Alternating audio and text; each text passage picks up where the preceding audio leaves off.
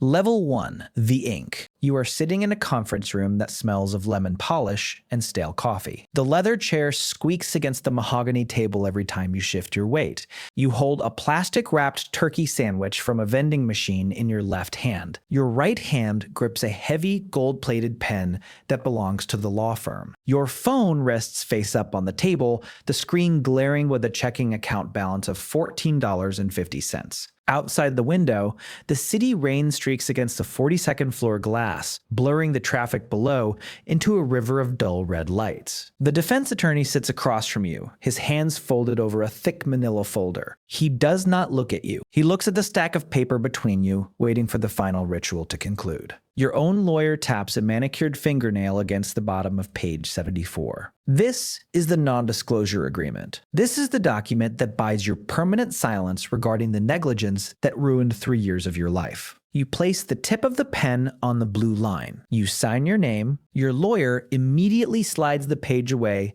and replaces it with a single thin sheet of paper. It is a W-9 form. You sign that too, barely registering the boxes or the fine print, desperate only for the meeting to end. The defense attorney takes the stack, nods once, and leaves the room without shaking your hand. Your lawyer smiles, pulls a laptop from her briefcase, and logs into a secure portal. The legal status of your settlement transitions from a theoretical argument to available capital. She types a sequence of numbers, hits a key, and turns the screen toward you. You look at the digital receipt of the wire transfer. It is $8 million. The gross settlement was $12 million, but the firm has automatically deducted their $4 million contingency fee. You stare at the 8 followed by 6 zeros. Your chest tightens. Air becomes suddenly scarce in the sterile room. Your hands begin to shake so violently that the edges of the laptop screen blur into a gray smear. You put the plastic-wrapped sandwich down because you are afraid you are going to crush it. You sit back in the leather chair, feeling a cold sweat break across the back of your neck. Your brain registers this massive, sudden alteration of your reality not as victory, but as an immediate physical threat. You do not celebrate. You do not speak. You just breathe in shallow, jagged gasps while your lawyer packs her briefcase. Hours later, you are sitting alone on the edge of your mattress in your dark apartment. You have not turned on the lights. You have not called your family. You have spent exactly $0. You sit in the silence, holding a secret that separates you from every person you knew yesterday. Level 2. The chasm. Dawn breaks over the suburbs, painting the identical rooftops in a dull, bruised purple. You are awake. You pull your phone off the charger and open the banking app. The timestamp reads 4:17 a.m. The $8 million is sitting in the account, listed as pending clearance. The automated fraud algorithm of your bank has sent a secure message flagging a suspicious incoming international or high-volume wire. You dismiss the notification, you walk into the kitchen and turn on the tap, watching the water run over a pile of dirty dishes. Everything looks exactly the same, but the entire world feels fundamentally absurd. You put on your work boots, tying the frayed laces, with numb fingers. You drive to the warehouse just like you have for the last 4 years. You clock in, you stand by the loading bay next to Greg. Greg is holding a styrofoam cup of coffee, his shoulders slumped under a heavy canvas jacket. He stares out at the wet asphalt and begins to talk. He tells you his car needs a new timing belt, and it is going to cost him $200 he does not have. He tells you his wife is picking up extra shifts at the diner to cover the electric bill. He asks you if you can cover his weekend rotation so he can fix the car himself in his driveway. You listen to the pitch of his voice, hearing the genuine panic over a sum of money that is now mathematically invisible to you. You look at Greg's calloused hands holding the cheap coffee cup. You could buy the entire warehouse, the car, and the diner his wife works at before lunch. You do not tell him this. You do not offer to pay for the timing belt. You realize that offering him the money would require explaining where it came from, breaking the non-disclosure agreement, and destroying the symmetry of your friendship. You just nod, staring at the asphalt. You tell him you will cover his shift. You are standing right next to him, but you have never been further away from another human being in your entire life. The cost of this money is already beginning to extract itself from your relationships. You finish the shift in a daze, moving boxes that no longer matter for a paycheck that no longer exists. Level 3. The oxygen. The heavy rain finally stops, leaving the city streets slick and reflective under the streetlights. You receive a short, automated text message from the bank. The pending hold has been removed. The legal status of the funds is now fully available and cleared for use. An email arrives an hour later from your personal injury lawyer. It is a formal closing letter thanking you for your trust and carrying a single sentence at the very bottom. The sentence reads that tax obligations are the sole responsibility of the plaintiff, and the firm advises consulting a tax professional. You close the email. You do not want to think about obligations. You have spent 3 years drowning in medical evaluations, depositions, and poverty. You want to breathe. You walk out of your apartment, leaving the door unlocked, and hail a cab. You tell the driver to take you to the financial district. You walk through the revolving glass doors of a luxury hotel. Hotel lobbies at this tier smell of white tea and old money, a scent meticulously engineered to make you forget the dirt of the outside world. You walk to the marble front desk. You ask for the penthouse suite. The concierge does not blink, politely asking for a card to cover the incidental hold. You hand over your stained, cracked debit card. The machine beeps, approving a transaction that would have overdrawn your account 100 times over just 48 hours ago. You take the brass key card and ride the silent mirrored elevator to the top floor. You unlock the door and step into a room larger than your entire apartment building. Floor-to-ceiling windows look down upon the city you used to crawl through. You pick up the leather-bound room service menu. You order a dry-aged ribeye, butter-poached lobster, and a bottle of sparkling water. You do not look at the prices.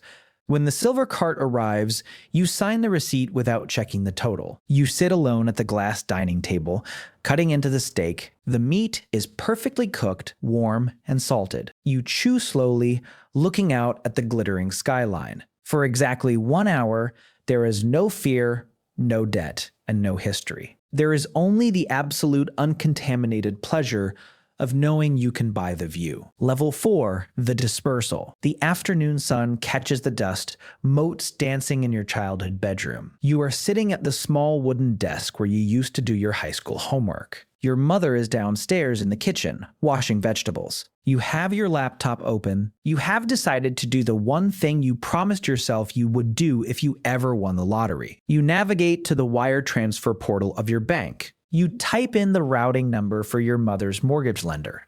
You entered the exact payoff amount of $450,000. You click confirm. The screen loads for 3 seconds before displaying a green checkmark. You make an irreversible decision to transfer wealth without holding back a single dollar for potential liabilities. You do not understand how taxation works on legal settlements. You assume that because the money came from a lawsuit about your suffering, it belongs entirely to you. The legal status of your wealth shifts from a static pool to a depleting asset. Deep inside a server farm in West Virginia, an automated IRS protocol registers a cash transaction exceeding the monitoring threshold. The digital system flags your social security number. You close the laptop and walk downstairs. You tell your mother that the house is hers. You watch her drop a ceramic bowl on the floor, the pieces shattering across the linoleum. She cries, holding her hands over her face, leaning against the refrigerator. You hold her, feeling like a god who has just rewritten the fate of your bloodline.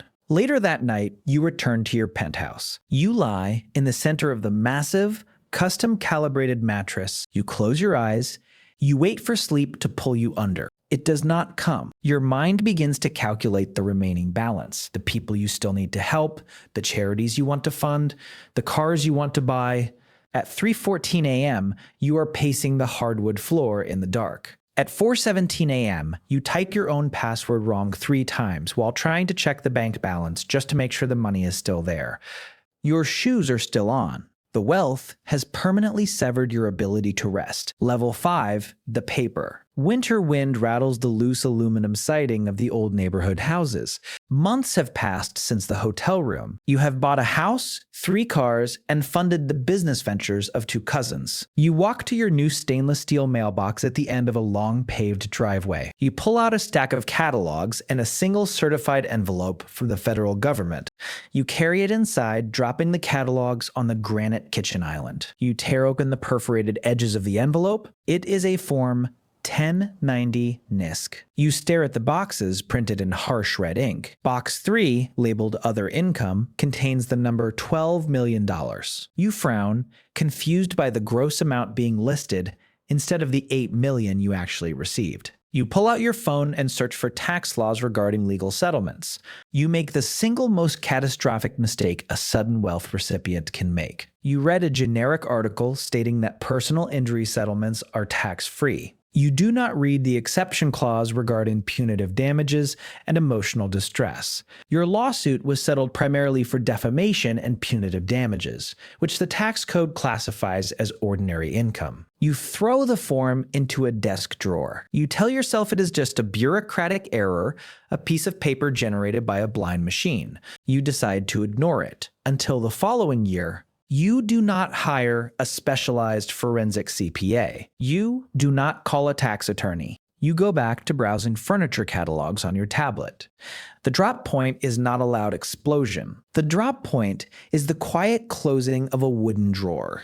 The legal status of your money enters a disputed limbo that you are not even aware of yet. Level 6, the vice. Tax offices are always kept exactly 2 degrees too cold, regardless of the season outside. You are sitting across from a tax attorney who charges $800 an hour. You are not here by choice. You are here because yesterday you tried to buy a coffee and your debit card was declined. You tried to log into your bank app and found a red banner stretched across the top of the screen. Your accounts have been frozen. The attorney pushes a printed document across the table. It is a notice of deficiency from the Internal Revenue Service. The number printed at the bottom of the page is $9,112,400. The attorney explains the brutal, unforgiving math of the tax code. You were taxed on the gross $12 million, not the $8 million you took home, because the new tax laws do not allow you to deduct the attorney contingency fees for this specific type of claim. The tax itself was over $4 million. The failure to file penalty added 25%. The failure to pay penalty added another 25%. The interest has been compounding daily for over a year. The enemy is no longer a blind machine, but a specific revenue officer named Miller, who has been assigned to forcibly collect your debt. Miller has already issued levies to your banks. The legal status of your money is now seized. You look down at your hands. You are wearing a $30,000 watch, but you do not have enough liquid cash to buy a gallon of gas. You realize that you are no longer the millionaire benefactor of your family. You are a debtor. Your entire identity, the persona you spent the last year building, evaporates into the cold, conditioned air of the office. You are back to being the person in the warehouse, only now the hole is deeper than you could ever dig out of. Level 7, the liquidation. Spring rain washes the yellow pollen down the gutters, choking the street drains in front of your house. You have 30 days to respond to the notice of intent to levy before they begin seizing physical assets. You sit on the floor of your empty living room, surrounded by cardboard boxes. You have to pay the tax attorney to fight the assessment, but your cash is locked. You begin selling everything. You sell the luxury cars back to the dealership for a fraction of what you paid. You sell the designer clothes online. You list the house for a cash-only expedited sale. A notice of federal tax lien is filed in the public county records. Your name is broadcast to the world, not as a winner, but as a delinquent. Your credit score drops 300 points in a single afternoon. The stress stops being purely psychological and begins to rot your physical architecture. Your hair begins to thin, falling out in small clumps when you shower. Your stomach produces a constant burning acid that makes it impossible to eat anything heavier than dry toast. You walk to the bathroom mirror and pull down your lower eyelid, seeing the pale, sickly yellow of the tissue. You are shrinking inside your own skin. The revenue officer issues a summons for your appearance. The government does not care about your confusion. The government only sees a taxpayer who moved millions of dollars and failed to remit their share. You sign a contract to sell your house to an investor for $400,000 under market value just to get the cash to keep your lawyer working. You sleep on an air mattress in a cheap rental apartment, clutching a folder of receipts. Level 8. The table. Federal buildings echo with the sound of hard leather shoes striking marble floors. You walk through the metal detector, placing your phone, your keys, and your belt into a plastic bin. You are here for the sit-down audit. You follow your attorney down a long, windowless corridor lit by flickering fluorescent tubes. You enter a small room containing a metal table and 3 chairs. Revenue Officer Miller is already sitting there. He is a man in a gray suit who does not smile, and he has a 3-inch thick binder open in front of him. He does not ask how you are doing. He begins reading line items from your bank statements. He asks about the $450,000 wire to your mother's mortgage company. He classifies it as a taxable gift, generating yet another penalty. You listen to him systematically dismantle your life's choices with the emotionless precision of a surgeon amputating a limb. Your attorney slides a check across the table for $41,000, the last of your liquid cash, as a good faith deposit to halt immediate criminal referral for tax evasion. Miller takes the check without looking at it. He then slides a form across the table to your attorney. It is a request to surrender your passport. Because of the size of the liability and your recent liquidations, the government considers you a flight risk. You hand your dark blue passport to your lawyer. You have lost your money, your home, your health, and now your fundamental right to leave the borders of your own country. You are a prisoner of your own windfall. You stare at the blank white wall behind the revenue officer, realizing the absolute finality of your situation. Level 9, the surrender. The fluorescent lights in the tax attorney's office buzz with a high-pitched hum that burrows directly into your teeth. You are sitting in the same chair you sat in months ago, but you are 40 pounds lighter. The attorney puts a final document on the desk. It is an offer in compromise. You do not have $9 million. You do not even have $1 million left. The attorney has negotiated a settlement with the IRS to wipe the debt in exchange for a lump sum payment of everything you currently possess. The number on the page is $2,500,000. To pay it, you have to do the unthinkable. You have to take back the money you gave away. You drive to your mother's house. You sit at the kitchen table where she is drinking tea. You look at the woman who raised you, the woman whose mortgage you paid off. You lie to her. You tell her that the money was tied up in a bad investment. You tell her that the market crashed and the lawyers made a mistake. You do not tell her that you ignored a tax form because you were arrogant and uneducated. You ask her to take out a new mortgage on the house to give you the cash back. You watch the light die in her eyes. You watch her nod slowly, absorbing the betrayal, agreeing to carry debt until the day she dies to save you from federal prison. You consume the last token of your humanity.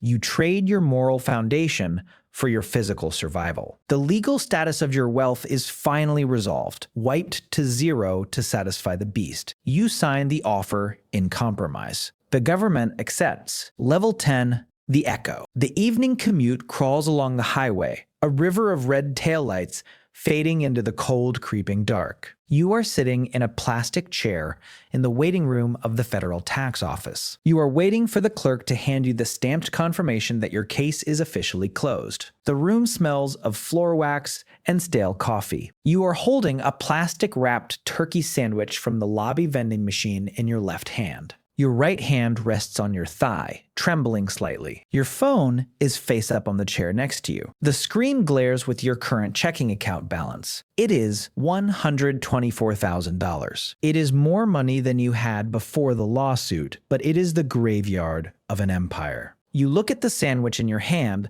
You are in the exact same physical position you were in when you signed the non-disclosure agreement. You have traveled through a portal of unimaginable wealth, only to be violently ejected back into the sterile waiting rooms of the working class. The clerk calls your number. You stand up, leaving the sandwich on the chair. You take the stamped paper, you walk out of the glass doors and into the freezing rain. You unlock the door of a used sedan. You start the engine and turn on the heater. If you ever tell this story to a stranger in a bar, you will tell them about the lawyer's fees. You will tell them about the predatory tax system. You will tell them how the government steals from the little guy. What you will leave out is the drawer you closed in the kitchen. What you will leave out is the arrogance of thinking you were untouchable. What you will leave out is the look on your mother's face when you asked for the house back. You put the car in drive and merge into the endless line of traffic, returning to the world of the living, carrying a weight that will never be paid off.